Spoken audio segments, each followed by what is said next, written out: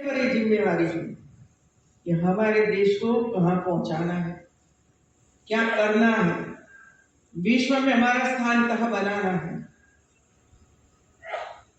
ये आने वाले समय में सोचना पड़ेगा, करना पड़ेगा, दिखाना पड़ेगा हम लोगों को। और इसी वजह से सबसे ज्यादा ध्यान यूनिवर्सिटी और कॉलेजों को अनुसंधान पर रखना चाहिए, शोध संस्थान। कई ऐसी समस्या देश में है जो समस्या का समाधान रिसर्च के माध्यम से हो सकता है। चाहे रिसर्च 1 महीने का भी हो सकता है, 6 महीने का भी हो सकता है और 10-10 साल तक का भी हो सकता है। ये काम यूनिवर्सिटी के विद्यार्थी और हमारे कॉलेज के विद्यार्थी कर सकते हैं, अध्यापक करते हैं और इसका लाभ समाज को होता है, किसानों को होता है, महिलाओं को होता है और मरीजों को होता है। मैं एक घटना आपके सामने इसी वजह से रखती हूँ कि ऐसा नहीं कि सभी बीमारी में दवाई की आवश्यकता है। आपने रतन टाटा का नाम तो सुना है। उनकी एक बड़ी hospital research centre, Tata research centre, cancer research centre है बंबई में। वे लोगों ने ब्रेस्ट कैंसर पर योगा की इफेक्ट, ये पिछले 5-6 साल से वे लोग ये काम कर रहे थे। सिर्फ योगा के माध्यम से कैंसर मिटा सकते हैं, ब्रेस्ट कैंसर।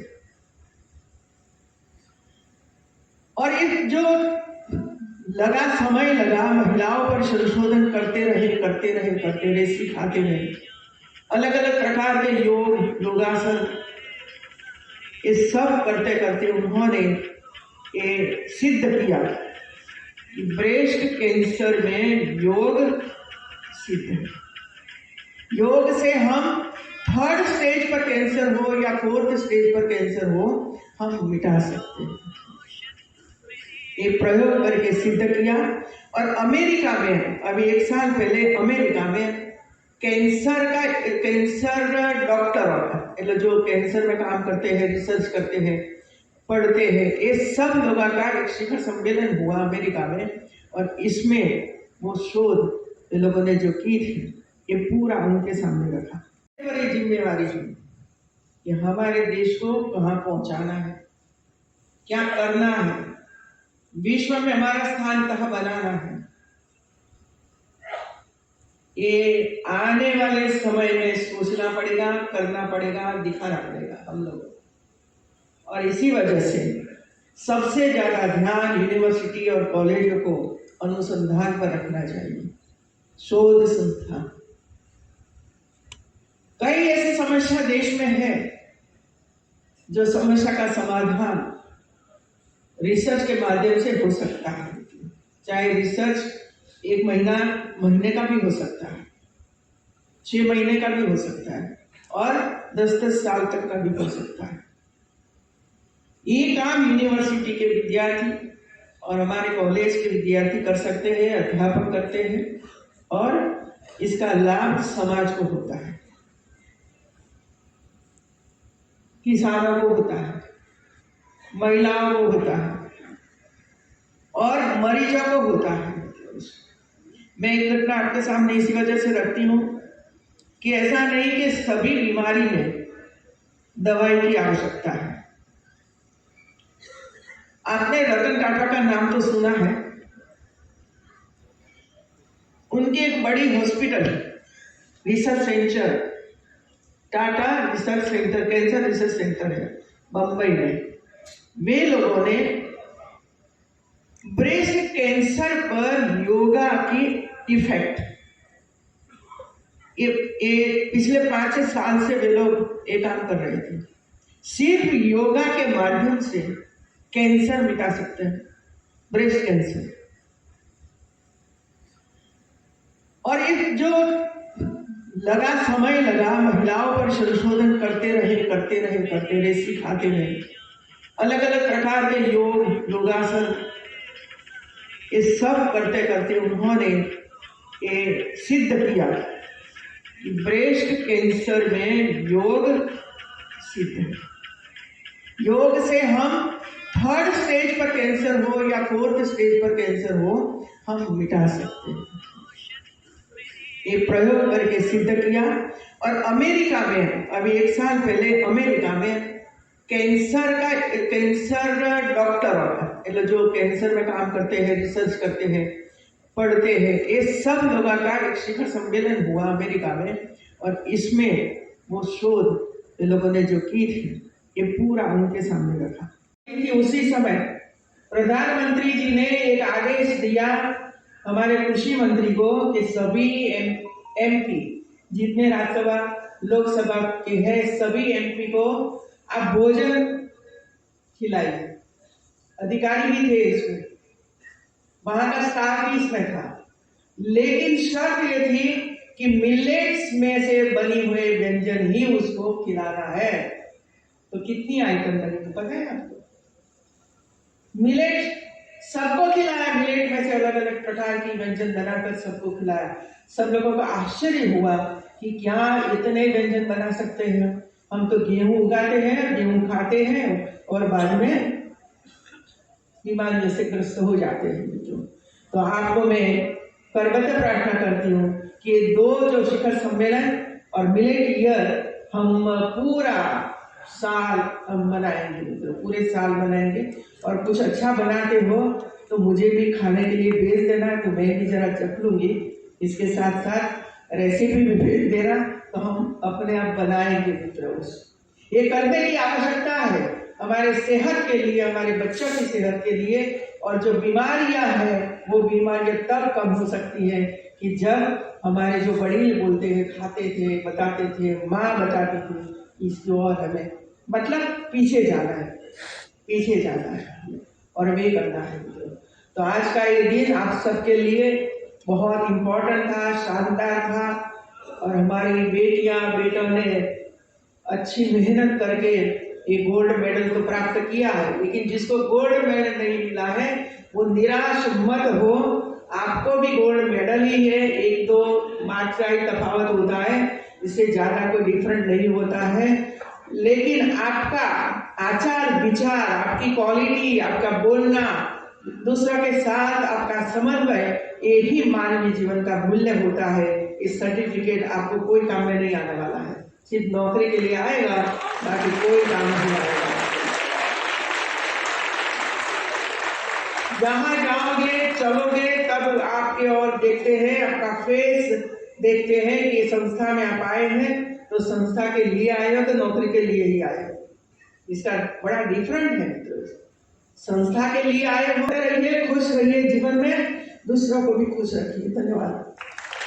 पास हो गई मित्रों, 23 साल की शुरुआत हुई, लेकिन भारत ने, हमारे युवाओं ने, हमारे वैज्ञानिकों ने, हमारे अध्यापकों ने इतने सारे काम किए हैं कि जिसकी वजह से भारत का नाम विश्व में आज ऊपर चला गया है, ऊपर है मित्रों। 1-2 बातें मैं आपको करूंगी इसमें। आजादी के अब 75 वर्ष पूरे होने के मौके पर प्रधानमंत्री श्री ने पूरे भारत के युवाओं को, महिलाओं को कहा था कि 13 से 15 अगस्त 2022 के बीच चला हर घर तिरंगा। क्या आह्वान किया था कि आप तिरंगा बनाइए और एरिया वगैरह वगैरह निकालिए, तिरंगा को प्यार करिए, तिरंगा के साथ सेल्फी करिए और सेल्फी मुझे भेजिए। और ये सब दृश्य आप सब ने देखा है कि कैसा वातावरण बन गया था भारत में। घर घर, हर गली, हर स्कूल में तिरंगा लेकर हमारे बच्चे घूमते रहते हैं। ये तिरंगा हमारा एक प्रतीक नहीं है, लेकिन हम स्वाधीनता का प्रतीक है, हम स्वतंत्रता का प्रतीक है, उसको बचाए रखना है। इसी वजह से कार्यक्रम हुआ। और कितनी सेल्फी भेजी आपको पता है? 6 करोड़ लोगों ने सेल्फी भेजी, 6 करोड़ लोगों ने।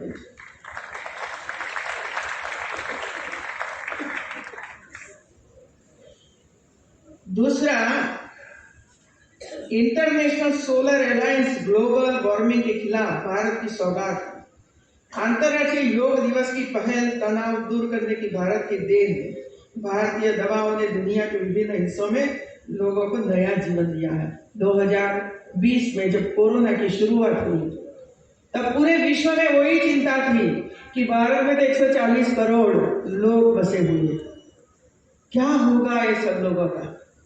और देखिए हमारे वैज्ञानिक बने, हमारे अनुसंधान करने वाले जो थे वे लोगों ने मिलकर वैक्सीन बनाई। कोई देश इतनी छोटे समय में ऐसी वैक्सीन नहीं बना सकता है। वो भारत ने वैक्सीन बनाई और 80 से ज्यादा देशों में पहुंचाई और हमारे यहाँ 220 करोड़ डोज लोगों ने दिया। 220 करोड़ डोज। और इसी वजह से दुनिया आज कोरोना में लिप्त है। भारत शांति से जी रहा है, शांति से अपना काम कर रहा है। ये इसकी देन है मित्रों, ये भारत की शोध की देन है। और आप लोगों को पता है G20 शिखर सम्मेलन, ये 20 देश ऐसे हैं दुनिया के, 20 देश। पूरे विश्व में जितने देश हैं ये सबकी संपत्ति टोटल करो, इसमें से 80% संपत्ति सिर्फ मात्र ये 20 देशों के पास है। इतने बड़े ये 20 देश हैं। 60 साल से हर साल शिखर सम्मेलन होता है, लेकिन कभी भारत की बारी नहीं आई। भारत में कभी G20 का शिखर सम्मेलन नहीं हुआ। अब नरेंद्र भाई ने अपना नाम और अपना काम और 140 करोड़ की जनता का सहयोग से बनाया है भारत को सर्वश्रेष्ठ देश बनाने का प्रयास किया है। और इसी वजह से इस 2023 इस साल का शिखर सम्मेलन भारत का नेतृत्व में होने वाला है। भारत की अध्यक्षता में शिखर सम्मेलन हो रहा है 60 साल के बाद में। देश ये गौरव की बात है हमारे लिए। पूरे देश में हो रहा है। इसमें यूपी में 4 नगरों में होगा, आगरा, लखनऊ, ग्रेटर नोएडा एवं वाराणसी। यह बैठक मानवता के कल्याण के लिए वसुधैव कुटुंबकम यानी एक पृथ्वी, एक परिवार और एक भविष्य की थीम पर आधारित है। हमारे देश के पास कई ऐसे महत्वपूर्ण संदेश हैं जिसे हम इस मंच से प्रसारित किया जा सकता है। विश्वविद्यालय की कुलाधिपति होने के नाते मेरी अपेक्षा है कि पास के जनपद वाराणसी में आयोजित इस महा इवेंट में आपका विश्वविद्यालय भी सहभाग करे तथा कुछ ऐसे मेधावी छात्रों का चयन करे जो G20 बैठक में हिस्सा लेने वाले प्रतिनिधियों को संवाद स्थापित करने के लिए विदेशी भाषाओं का ज्ञान रखने के साथ साथ पर्यावरण को बेहतर बनाए जाने के संबंध में सरकार द्वारा उठाए गए प्रभावी कदम के बारे में उन्हें विस्तृत जानकारी दे सके। लेकिन भाषा का प्रॉब्लम आएगा। मतलब जापान में से कोई लोग इधर आए तो वो तो जापानी भाषा बोलते हैं, हम हिंदी भाषा बोलते हैं या तो अंग्रेजी भाषा। तो ये सीखना पड़ेगा। और यूनिवर्सिटी में जहाँ जहाँ ये लैंग्वेज सिखाई जाती है वो ही स्टूडेंट्स को ढूंढ रही है सरकार। और वे जापानी भाषा ये नहीं होना चाहिए। तो ये सब पता है हम लोगों को, फिर भी चस्का है, चस्का। और वो ही हमारे सेहत की बर्बादी कर देता है। और इसके बाद बच्चे बड़े होते हैं तो वो काम करते रहते हैं। बंद कब होगा ये सब? एक एक व्यक्ति जो संकल्प करेगा कि मेरे घर में नहीं होगा, माँ तो चाहती है कि घर में नहीं होना चाहिए, लेकिन ये आदत इतनी अंदर दब जाती है कि इसके बिना चलता ही नहीं है। मित्रों, पौष्टिक आहार खाना यही हमारा काम है। और इसी वजह से हमारे प्रधानमंत्री जी ने यूनो में एक विषय रखा। विषय क्या था? हम और हमारे पूर्वज जो खाते थे ना, शायद आपके घर में कोई बड़े लोग हो, दादा दादी हो, तो जरा पूछ लेना कि आप लोग क्या खाते थे, तो वो बताएंगे कि हम मोटा अनाज खाते थे, बाजरा खाते थे। मोटे अनाज, बाजरा वगैरह वगैरह खाते थे। इसकी वजह से जो बीमारियां थी वो बीमारियां नहीं होती थी,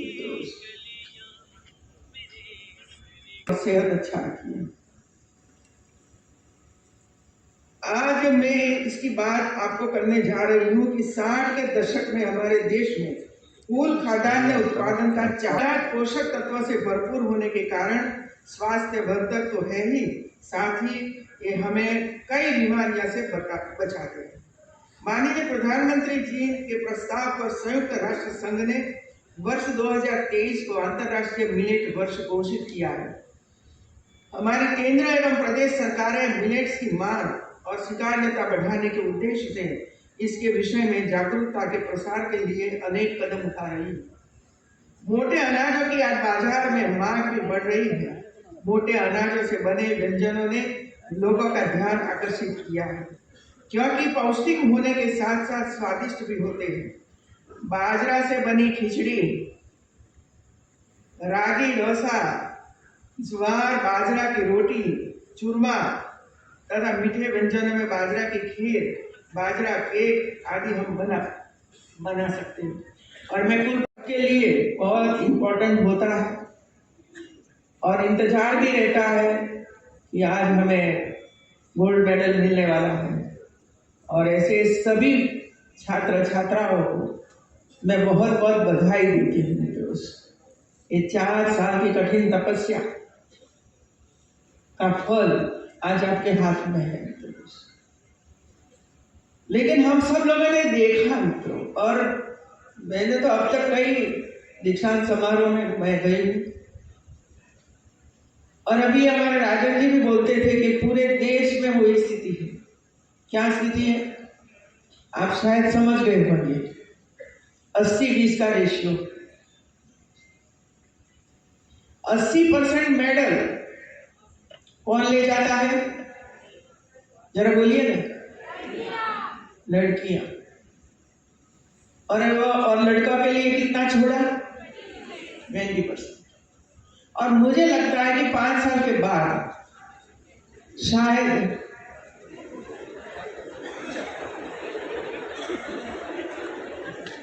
100% वो ले जाएगी।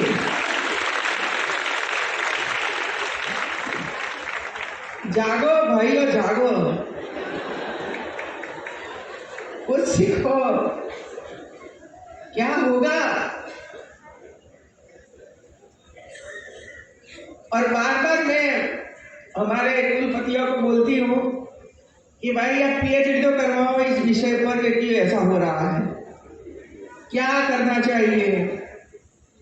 और मैं तो महिला हूँ, तो मुझे तो अत्यंत खुशी होती है कि हमारी लड़कियां आगे बढ़ती हैं। लेकिन माता को भी चिंता होती है कि बड़ी बेटी बड़ी होगी, अच्छी पढ़ी लिखी है, तो ढूंढना पड़ेगा ना, तो कहां से आएगा। तो उनको भी चिंता हो रही है, ये बेटी तो बड़ी हो गई, अब तो गोल्ड मेडल लेकर आई है, लेकिन ढूंढती है तो कोई मिलता ही नहीं है। श्री चंद्रशेखर जी के नाम पर स्थापित है। आज के अवसर पर मैं उनका पुण्य स्मरण कर उन्हें श्रद्धांजलि अर्पित करती हूँ।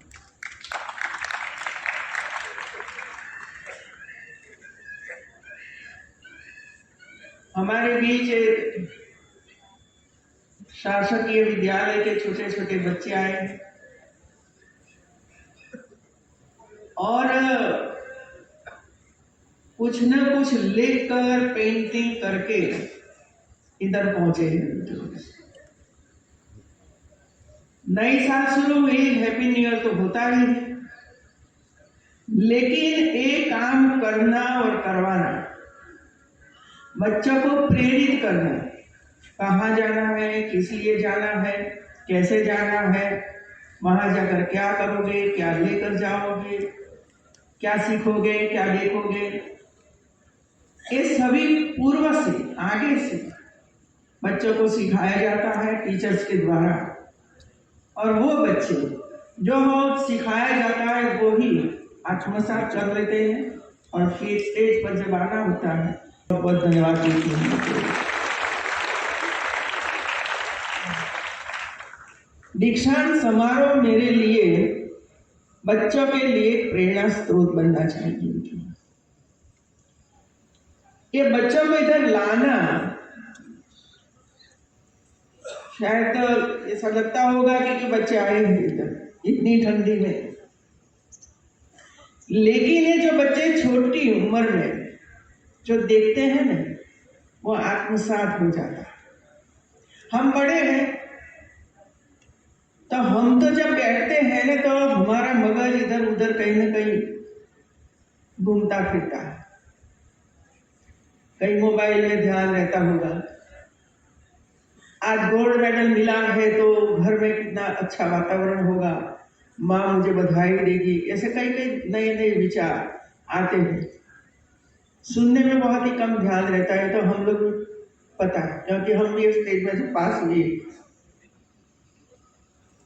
लेकिन ये छोटे बच्चे शिस्तबद्ध हैं और 15-16 साल की उम्र तक तो शिस्त में, डिसिप्लिन में रहते ही हैं। टीचर्स का सुनते भी हैं मित्रों, और इतनी बड़ी यूनिवर्सिटी जब देख कर जाते हैं तो एक विचार लेकर जाते हैं, एक विचार लेकर जाते हैं, कुछ सीख कर जाते हैं, कुछ देख कर जाते हैं, कुछ सुनकर भी जाते हैं। और कुछ 2 महिलाएं दिखाई पड़ती हैं और इसमें पता नहीं कितनी है वो, लेकिन इसमें 100% होगी 5-7 साल के बाद, इनमें भी आपका नंबर नहीं लगेगा। क्योंकि हम लोगों ने जो मेरिट लिस्ट तैयार करवाया है रिक्रूटमेंट के लिए, तो इसमें आपने कितना परसेंटेज प्राप्त किया वो भी आ जाता है।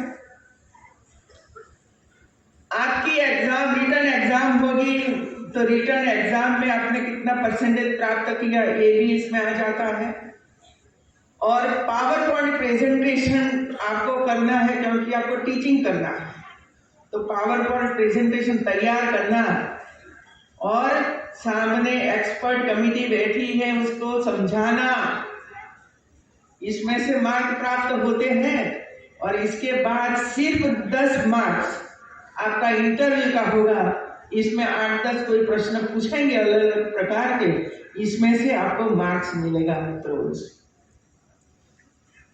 संपूर्ण पारदर्शिता से ही ये रिक्रूटमेंट हो रही है।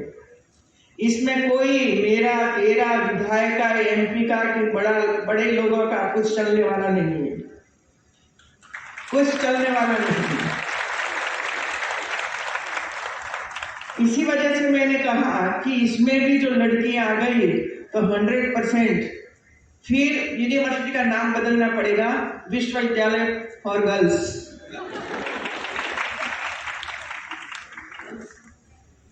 ठीक है भैया, मुझे तो चिंता होती है, इसी वजह से मैंने आपको ये बताया। और एक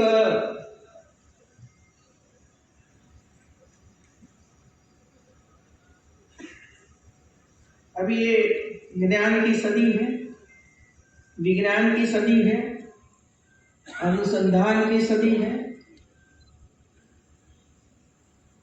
ये जो सदी है इसमें काफी कुछ करना है। और बताया हम लोगों ने अमृत महोत्सव, 100 साल भारत की आजादी का, ये पूरा दायित्व, जिम्मेवारी ये आप पर आने वाली है मित्रों। क्योंकि हम लोग तो अभी लंबे समय रहने वाले नहीं है,